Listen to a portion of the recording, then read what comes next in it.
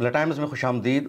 ہندوستان میں مسلمانوں کا ایک اور اہم ترین تعلیمی ادارہ جامعہ اشاعت العلوم عقل کوہ نشانے پر ہے۔ لگاتار اس ادارے کے خلاف کارروائی جاری ہے، سنگین الزامات لگائے جا رہے ہیں۔ ای ڈی نے ایک دن پہلے 12 مقامات پر چھاپہ ماری کی ہے اور الزام لگایا جا رہا ہے کہ جو ادارہ ہے جامعہ اشاعت العلوم عقل کوہ، اس نے پچھلے 10 سالوں میں 410 کروڑ کا غیر ملکی چندہ وصول کیا ہے۔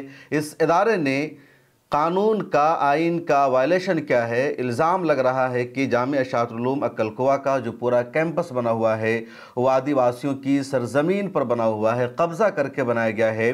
ایک اور الزام یہ لگایا جا رہا ہے کہ ڈیٹا کو فرضی طریقے سے پیش کیا گیا، ہسپتال کا ڈیٹا جو ایکچول ریکارڈ ہے اس سے بڑھا چڑھا کر پیش کیا گیا۔ اس طرح کے اور بھی کئی سنگین الزامات لگائے جا رہے ہیں۔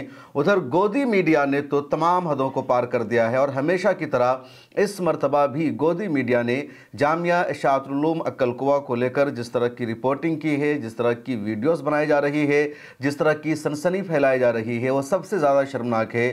گودی میڈیا کا کوئی ٹی وی چینل جامعہ اشاعت العلوم عقل کوہ کا جو لنک اور تار ہے وہ الفلاح یونیورسٹی سے جوڑ رہا ہے، اور گودی میڈیا کی اس طرح کی رپورٹنگ کا مقصد ہے کہ جس طرح الفلاح یونیورسٹی کا جو لنک ہے وہ ٹیرر کیس سے جوڑا جا رہا ہے، اسی طرح جامعہ اشاعت العلوم عقل کوہ کا لنک بھی ٹیرر کیس سے جوڑ دیا جائے، جبکہ سچائی یہ ہے، حقیقت یہ ہے کہ جامعہ اشاعت العلوم عقل کوہ پر جتنے الزامات لگائے گئے ہیں یہ سب صرف الزام ہیں، ان کے پیچھے کوئی سچائی نہیں، کوئی حقیقت نہیں، اور پچھلے 1 سال سے انویسٹیگیشن جاری ہے، تحقیق جاری ہے، لیکن ابھی تک بھی جامعہ اشاعت العلوم عقل کوہ کے خلاف ایک بھی ثبوت نہیں مل سکا، اور یہ پورا معاملہ آج سے 1 سال پہلے شروع ہو گیا تھا۔ مہاراشٹر کے کچھ نفرتی نیتاؤں نے جامعہ اشاعت العلوم عقل کوہ کے خلاف آواز اٹھائی۔ وہاں یمن کے ایک صاحب جن کا نام ہے خالد ابراہیم شیخ، وہ اور ان کی اہلیہ مقیم تھے، کسی وجہ سے وہاں رہ رہے تھے۔ اب مہاراشٹر کے بی جے پی کے کچھ نیتاؤں نے یہ ہنگامہ کرنا شروع کر دیا کہ نندوبار ضلع جو مہاراشٹر میں ہے اور گجرات کی سرحد کے نزدیک ہے، وہاں یمن کے کچھ لوگ رہتے ہیں، وہ دہشت گرد ہو سکتے ہیں، غیر ملکی سرگرمیوں میں وہ ملوث ہو سکتے ہیں، اور ہنگامہ کھڑا کیا گیا۔ اس کے بعد پولیس نے چھان بین شروع کی، ان کو اریسٹ بھی کیا گیا۔ پھر بعد میں یہ دعویٰ کیا گیا کہ یہ اللیگل طریقے سے، غیر قانونی طریقے سے یہاں رہ رہے تھے۔ پھر مدرسے کو، جامعہ کو ذمہ دار ٹھہرایا گیا کہ جامعہ نے ان کو اپنے یہاں پناہ دے رکھی تھی، غیر قانونی طریقے سے ان کو ٹھہرا رکھا تھا۔ اس کے بعد عقل کوہ یا نندوبار ضلع کی جو پولیس ہے اس نے جامعہ اشاعت العلوم کے خلاف تحقیق شروع کر دیا، جانچ شروع کر دیا، اور یہ دعویٰ کیا گیا کہ جامعہ اشاعت العلوم عقل کوہ کا جو پورا کیمپس بنا ہوا ہے یہ آدی واسیوں کی زمین پر قبضہ کر کے بنایا گیا۔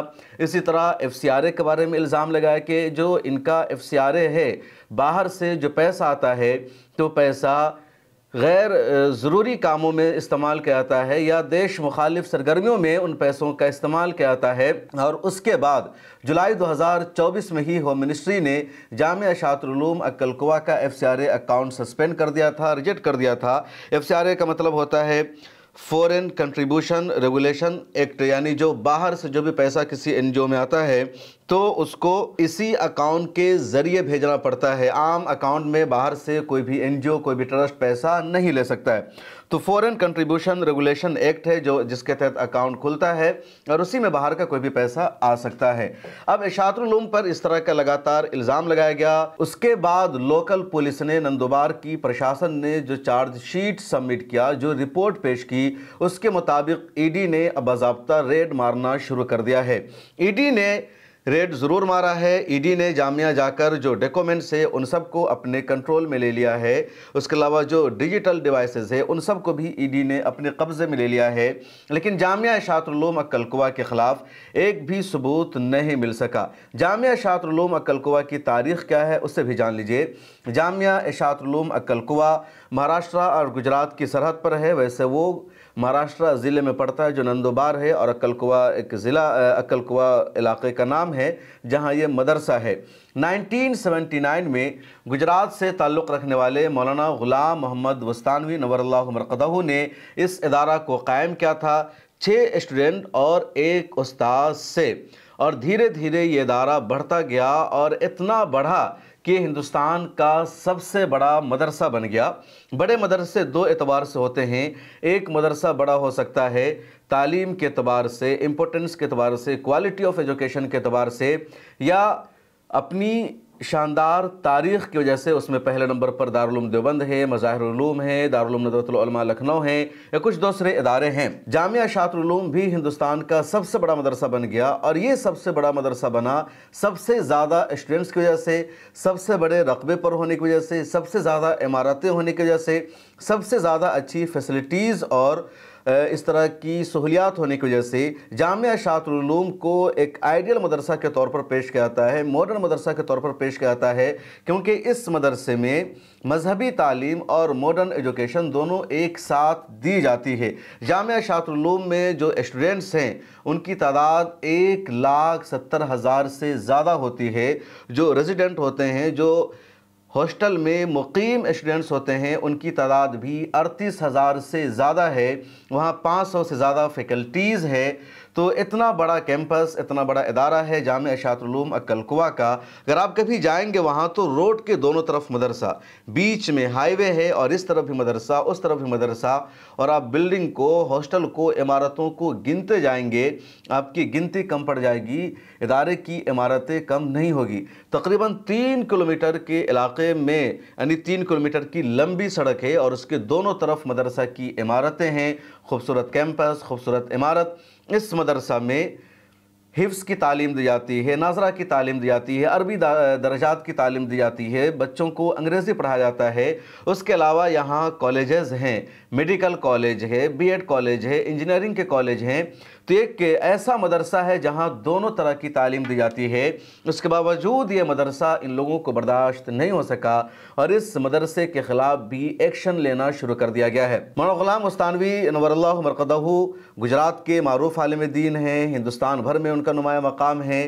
دارالعلوم دیوبند کے بھی وہ محتمم بنے تھے کچھ دنوں کے لیے، پھر ان کو معزول کر دیا گیا، اور اسی سال یعنی 2025 میں ہی مولانا غلام محمد وستانوی کا انتقال ہو گیا۔ اب ان کے بیٹے مولانا حذیفہ وستانوی اس ادارہ کے ذمہ دار ہیں، اس ادارہ کو بہت سن خوبی آگے بڑھا رہے ہیں۔ اس ادارہ کی ویب سائٹ کو آپ کھولیں گے تو یہاں کی پوری ڈیٹیلز آپ کو ملے گی کہ یہاں کتنی فیکلٹیز ہے، کیا فیسلٹی ہے۔ لیکن اس ادارہ پر اب منی لانڈرنگ کا کیس لگایا جا رہا ہے، اس کے علاوہ FCRA کے وائلیشن کا الزام لگایا جا رہا ہے، آدیواسیوں کی زمین پر قبضہ کر کے مدرسہ بنانے کا الزام لگایا جا رہا ہے، جبکہ 1979 میں ہی ادارہ قائم ہو گیا تھا، اور یہ 2025 چل رہا ہے، اب تک کوئی الزام نہیں، کسی کا کوئی دعویٰ نہیں۔ اور سچائی یہ ہے کہ ہندوستان میں مسلمانوں کو اب تعلیم کے میدان میں بھی کام کرنے سے روکا جا رہا ہے۔ مسلمان مدرسے کھولتے ہیں، مدرسہ میں بچے پڑھتے ہیں تو ٹارگٹ کیا جاتا ہے اور کہا جاتا ہے کہ دیکھو یہ مسلمان مدرسہ میں پڑھتے ہیں، جہادی بنتے ہیں، ان کی جو سوچ ہے اس میں ریڈیکلائزیشن آتا ہے، شدت پسندی ان کی سوچ میں آتی ہے۔ مسلمان بچے مدرسے میں پڑھ کر جاہل بن پاتے ہیں، وہ انجینئر نہیں بن پاتے، وہ ڈاکٹر نہیں بن پاتے، وہ آرٹسٹ نہیں بن پاتے، ان کی روزی روٹی کا، ذریعہ معاش کا کوئی مسئلہ حل نہیں ہو پاتا۔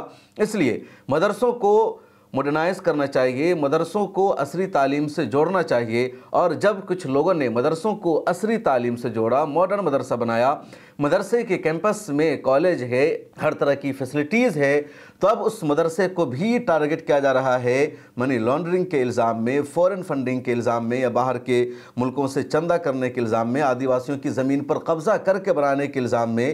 سچائی یہ ہے، حقیقت یہ ہے کہ مسلمانوں کے وجود سے ان کو پرابلم ہے، مسلمان کسی میدان میں آگے بڑھے یہ ان کو برداشت نہیں، اور بہانہ الگ الگ بنایا جاتا ہے۔ مسلمانوں نے مدرسہ بنایا تو مدرسہ برداشت نہیں کہ مسجد کے امام بنیں گے، ان کو آگے بڑھانا ہے، اور اب انہوں نے ماڈرن مدرسہ بنایا، اشاعت العلوم ایک آئیڈیل مدرسہ ہے، تو اب ان کو یہ برداشت نہیں کہ یہاں دینی تعلیم، عصری تعلیم، اونچی اونچی عمارتیں، شاندار کیمپس، اچھا ماحول، شاندار انوائرمنٹ کیوں ان کو مل رہا ہے۔ مسلمانوں نے کچھ یونیورسٹی بنائی تو بھی برداشت نہیں۔ پچھلے دنوں مولانا ارشد مدنی نے بھی اپنی اسپیچ बीच में अल-फलाह यूनिवर्सिटी का मुद्दा उठाया था, मसला उठाया था और साफ साफ लफ्ज़ों में मौलाना अरशद मदनी ने कहा था कि जो डॉक्टर्स पकड़े गए हैं दहशतगर्दी के केस में, उनका जुर्म है, उनके खिलाफ जांच होनी चाहिए, सज़ा मिलनी चाहिए अगर वो मुजरिम पाए जाते हैं। लेकिन अल-फलाह यूनिवर्सिटी के खिलाफ एक्शन क्यों, कार्रवाई क्यों? आज़म खान ने मोहम्मद अली जौहर यूनिवर्सिटी बनाई, उनके खिलाफ एक्शन। और इसी तरह के मामलों को जब उठाया जा रहा है, जब सच्चाई बताई जा रही है हमारे लीडर्स की तरफ से कि मुसलमानों को अब परेशान किया जा रहा है, मुसलमानों को उनके राइट से महरूम किया जा रहा है, मुसलमानों को सर झुकाकर ज़िंदगी गुजारने पर मजबूर किया जा रहा है, तो हुकूमत को बर्दाश्त नहीं हो पाता। बीजेपी के लीडर्स, वर्कर्स बर्दाश्त नहीं कर पाते कि क्यों ऐसा बयान दिया जा रहा है। लेकिन जामिया शातुल उलूम अक्कलकुवा के ख़िलाफ़ जिस तरह की कार्रवाई हो रही है, जिस तरह का एक्शन लिया जा रहा है, ये तो साफ़ है कि मुसलमानों को परेशान किया जा रहा है, मुसलमानों को तालीमी इदारा खोलने से रोका जा रहा है। बहरहाल ATS, ED और दूसरी एजेंसियों की कार्रवाई जामिया शातुल उलूम अक्कलकुवा के ख़िलाफ़ जारी है, लगातार रेड मारी जा रही है। हालांकि अभी तक कोई भी सबूत नहीं मिल सका और मीडिया में जितनी खबरें चल रही है वो सब फर्जी दावों की बुनियाद पर है, हकीकत से कुछ ताल्लुक़ नहीं है। इस इदारे के ज़िम्मेदारों ने साफ साफ लफ्ज़ों में कह दिया है कि हमने जो कुछ किया है कानून के मुताबिक किया है। जामिया शातुल उलूम अक्कलकुवा और उसके ट्रस्ट ने ज़मीन ख़रीद कर यह मदरसा बनाया है, किसी की ज़मीन पर कब्ज़ा नहीं किया गया है।